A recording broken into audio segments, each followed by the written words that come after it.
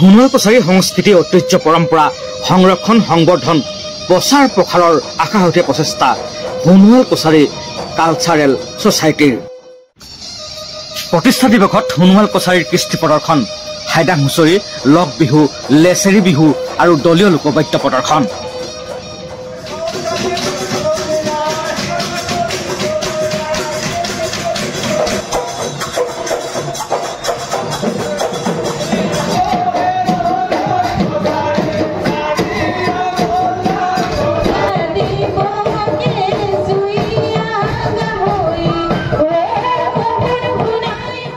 হাইদাং হুঁচৰি হৈছে সোণোৱাল কছাৰী জনগোষ্ঠীৰ আটাইতকৈ পুৰণি আৰু পবিত্ৰ লোককৃষ্টি পৰিৱেশন যি তেওঁলোকৰ লোকসাহিত্যৰ এক অমূল্য সম্পদ এই সোণোৱাল কছাৰীৰ সৃষ্টিতত্ত্ব ইতিহাস আৰু ধৰ্মীয় দৰ্শনৰ প্ৰধান বাহক এই পবিত্ৰ হুঁচৰি সাধাৰণতে ৰঙালী বিহুৰ সময়ত বা তেওঁলোকৰ প্ৰধান ধৰ্মীয় অনুষ্ঠান খিং বাইথ পূজাৰ এক অবিচ্ছেদ্য অংগ হিচাপে পৰিৱেশন কৰা হয় হাইদাং গীতসমূহক সোণোৱাল কছাৰীৰ আদি যুগৰ গীত বুলি জনা যায়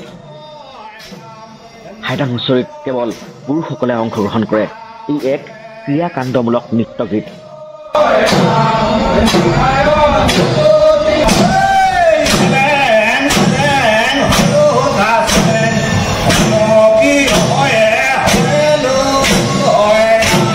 য'ত পৰিৱেশনকাৰীসকলে বগা বা মটীয়া ৰঙৰ পৰম্পৰাগত সাজ পোছাক পৰিধান কৰে এই হুঁচৰিত স্বকীয়তা হ'ল যাতে হাতে হাতে লোৱা বাঁহৰ লাঠিৰে আঘাত কৰি চন্দৰ সৃষ্টি কৰা আৰু গৃহস্থ চোতালত পুতি থোৱা বাঁহৰ খুঁটাডাল নিজেই এক চন্দ্ৰময় উপাদান হিচাপে ব্যৱহৃত হয় এই হুঁচৰিত ব্যৱহৃত প্ৰধান বাদ্যযন্ত্ৰসমূহ হৈছে ঢোল সাধাৰণতে আন বিহুৰ ঢোলতকৈ অলপ ডাঙৰ আকাৰৰ ঢোল ব্যৱহাৰ কৰা হয় মহৰ শিঙৰ তৈয়াৰী পেঁপা ব্যৱহৃত হয় কাঁহৰ বা মাটিৰ তাল ব্যৱহাৰ কৰা হয় আৰু বাঁহৰ গগনাও ব্যৱহৃত হয়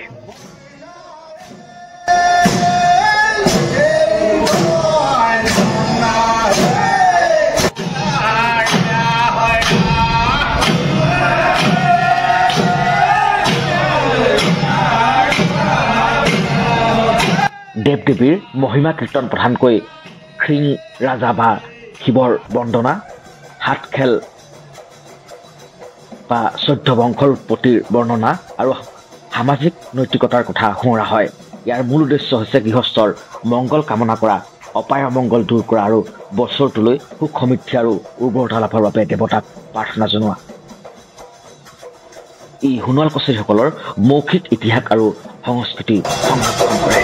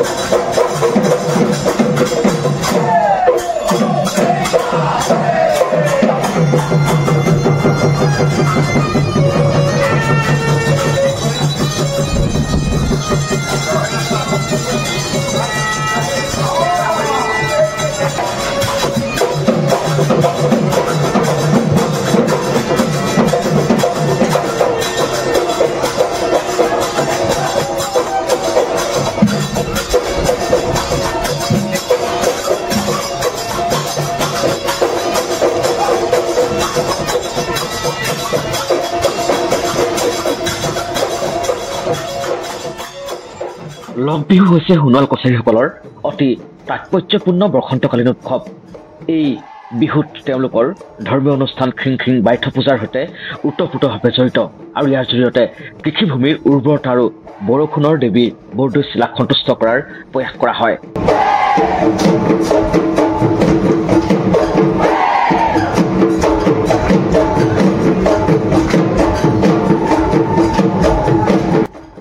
এই বিহুত ডেকা গাভৰু উভয়ে যৌথভাৱে অংশগ্ৰহণ কৰে। ইয়াৰ এক পৰম্পৰাগত নিয়ম হৈছে 9জন ডেকা আৰু 9গৰাকী গাভৰুৰ অংশগ্ৰহণ। নৃত্য কৰা 9জনী গাভৰুক বৰদৈচিলাৰ 9জনী সখীৰ প্ৰতীক বুলি বিশ্বাস কৰা হয়। পবিত্ৰতা বজাই ৰাখিবলৈ পৰিৱেশন আৰম্ভ হোৱাৰ পূৰ্বে অংশগ্ৰহণকাৰীসকলে পাৰ্থ মন্দিৰত বা পুৰোহিতৰ পাকঘৰত নিজৰ উপাস্য দেৱতাৰ আশীৰ্বাদ গ্ৰহণ কৰে। সকলো শিল্পীয়ে বগা সাজ পোছাক পৰিধান কৰে, যিয়ে পবিত্ৰতাৰ প্ৰতীক বুলি ভবা হয়। লগ বিহুত ব্যৱহৃত প্ৰধান বাদ্যযন্ত্ৰসমূহে এক নিৰ্দিষ্ট আৰু লয়লাস ছন্দৰ সৃষ্টি কৰে।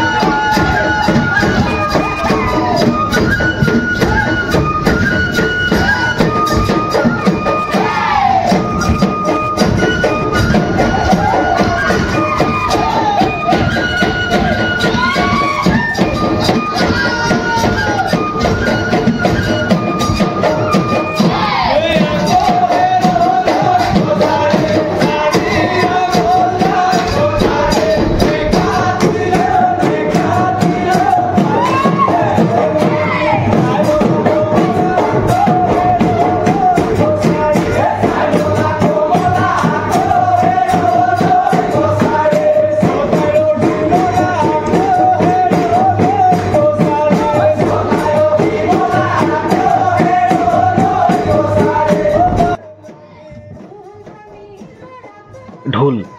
এই ঢোলবোৰ সাধাৰণ বিহুৰ ঢোলৰ দৰে, কিন্তু ইয়াৰ শব্দ তুলনামূলকভাৱে কোমল আৰু নৃত্যৰ ছন্দৰ লগত সামঞ্জস্য ৰখা হয়। মহৰ শিঙৰ নিৰ্মিত পেঁপা ব্যৱহাৰ কৰা হয়।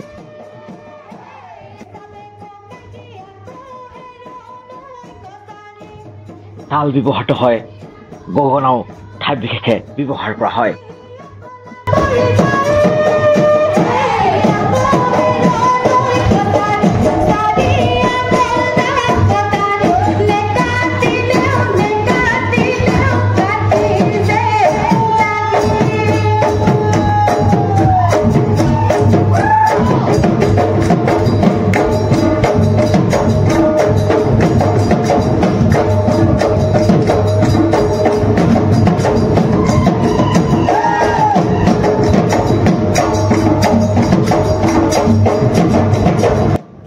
লগ বিহুৰ নৃত্য আৰু গীতত প্ৰকৃতিৰ সৈতে যুৱক যুৱতীৰ আন্তৰিক সম্পৰ্ক,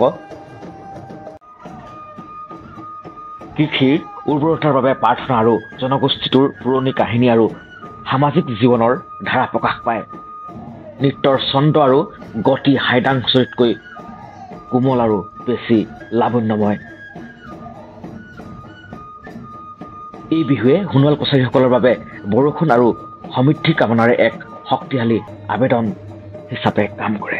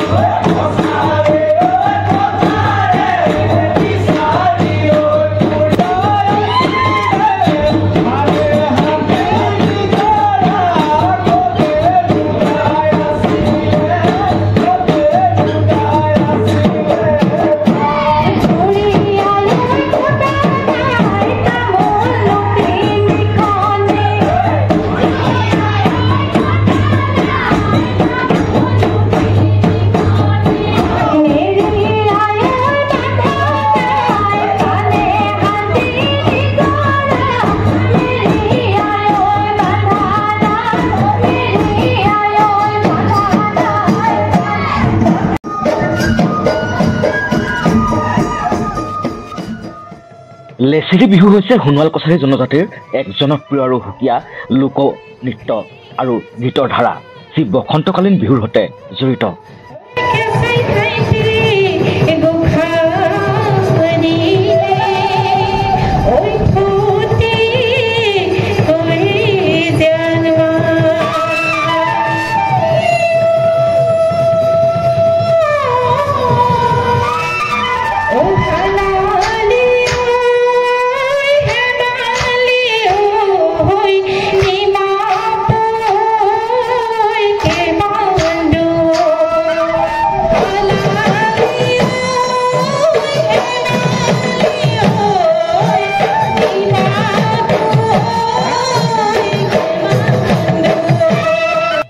এই বিহুৰ স্বকীয়তা হ'ল মহিলা প্ৰধান পৰিৱেশন।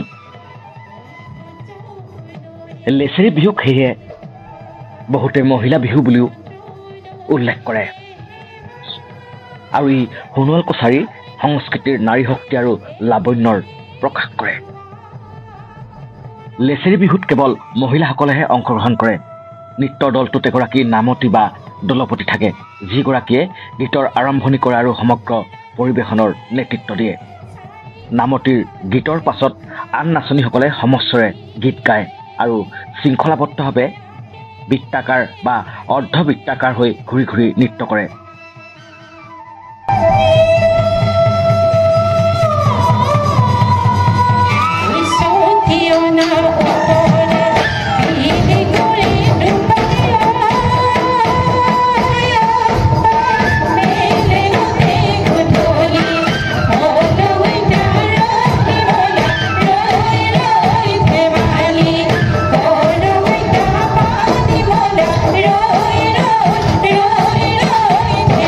নৃত্যশৈলী তুলনামূলকভাৱে লয়লাস আৰু লাৱণ্যময়। সাজ পোছাকত মহিলাসকলে সোণোৱাল কছাৰীৰ পৰম্পৰাগত ৰিহা মেখেলা পৰিধান কৰে, য'ত সাধাৰণতে ৰঙা, হালধীয়া বা সেউজীয়া আদি উজ্জ্বল ৰঙৰ পৰিভৰ ঘটা দেখা যায়। লেছেৰি বিহুত মহিলাসকলৰ নৃত্যত সহায় কৰিবলৈ কোমল আৰু নাৰীসুলভ বাদ্যযন্ত্ৰ ব্যৱহাৰ কৰা হয়।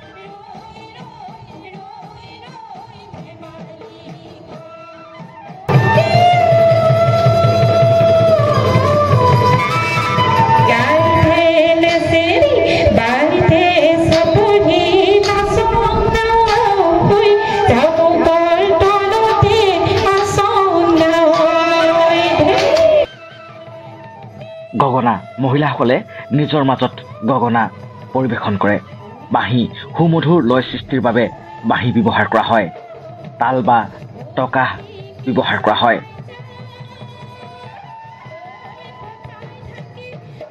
আনহাতে পুৰুষসকলে এই বিহুত ঢোল আৰু পেঁপা বজাই সহযোগিতা আগবঢ়ায়।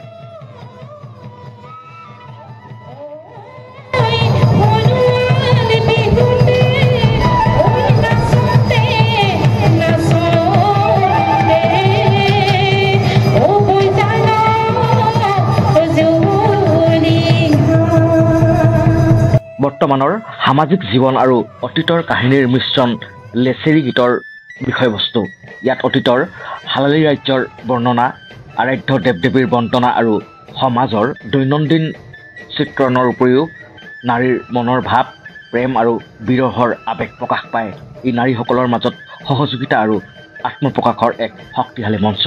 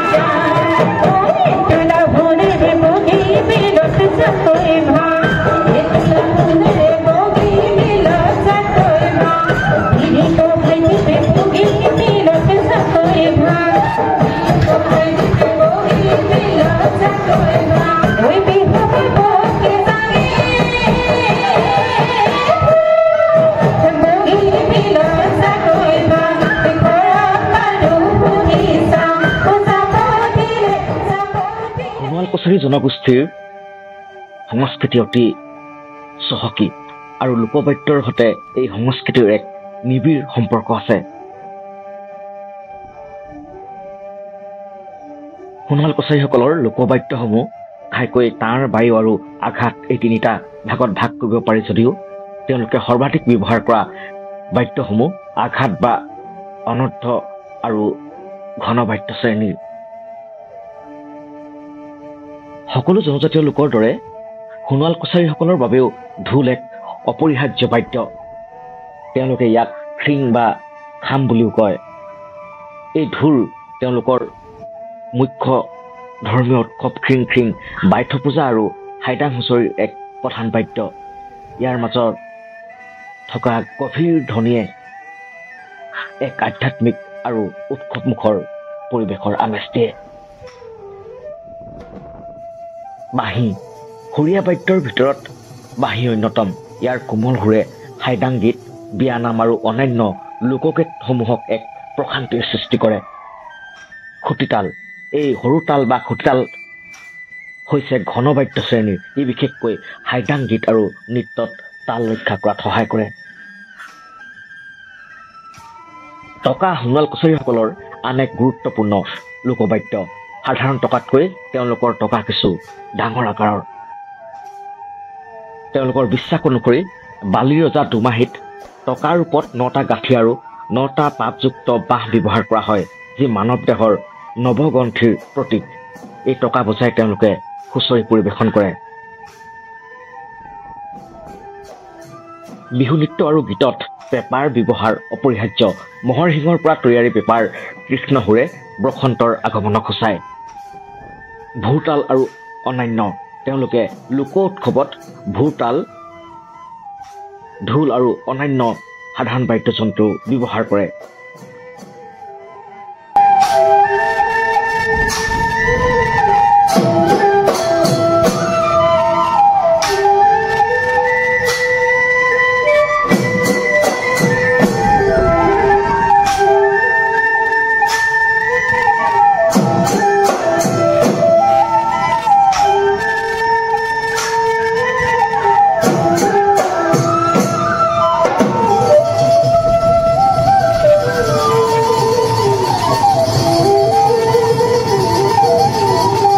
সোণোৱাল কছাৰীসকলৰ লোকবাদ্য তেওঁলোকৰ কৃষি নিৰ্ভৰ জীৱনশৈলী আৰু ধৰ্মীয় বিশ্বাসৰ সৈতে ওতঃপ্ৰোতভাৱে জড়িত। তেওঁলোকৰ সাংস্কৃতিক পৰিৱেশক কেইটামান দিশত আলোচনা কৰিব পাৰি।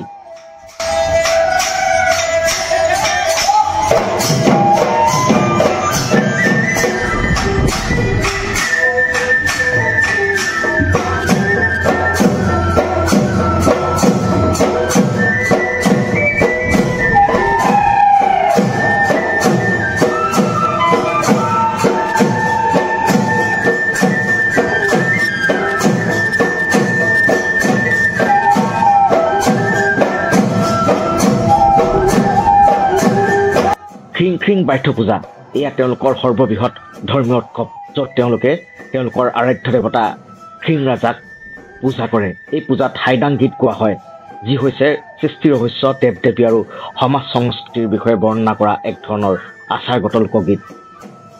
এই গীতৰ প্ৰধান বাদ্য হৈছে বাঁহী, খুটিতাল আৰু টকামাৰি। এই গীত বাদ্যৰ পৰিৱেশনে গাঁৱৰ অপায় অমংগল দূৰ কৰি মংগল সাধন হোৱা বুলি পূৰ্বাপৰ বিশ্বাস আছে।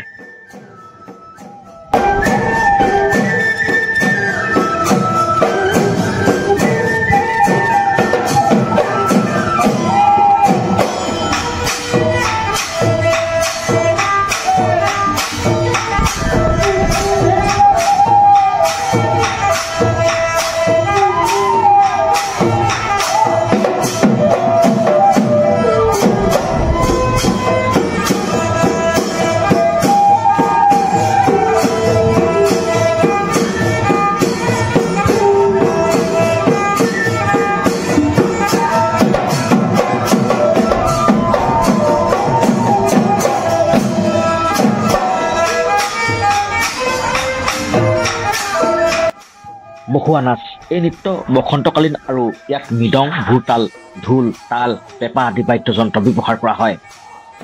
বসুৱা নাচৰ বিশ্বাসৰ আঁৰত শিৱক সামৰি লোৱা হয়। বিহু আৰু হুঁচৰি অসমৰ অন্যান্য জনজাতিৰ দৰে সোণোৱাল কছাৰীসকলেও বহাগ বিহুত উলহ মালহেৰে পালন কৰে।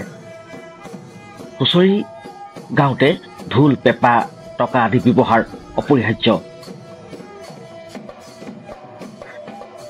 তেওঁলোকৰ জীৱিকাৰ মূল উৎস হৈছে কৃষি। সেয়ে তেওঁলোকৰ লোকগীত আৰু বাদ্যত পক্ষী, নৈ, পৰ্বত, বতৰৰ উল্লাস আৰু দৈনন্দিন জীৱনৰ সুখ দুখৰ প্ৰতিফলন ঘটে। সোণোৱাল কছাৰীসকলৰ লোকবাদ্য আৰু পৰিৱেশন তেওঁলোকৰ সাংস্কৃতিক সহনশীলতাৰ এক প্ৰতীক। বৃহৎ অসমীয়া জাতিসত্তাৰ সৈতে মিলি গ'লেও তেওঁলোকে তেওঁলোকৰ নিজস্ব পৰম্পৰাগত বাদ্য আৰু নৃত্যক বৰ্তাই ৰাখিবলৈ সক্ষম হৈছে, যি তেওঁলোকৰ গৌৰৱময় সাংস্কৃতিক ঐতিহ্যৰ সাক্ষী।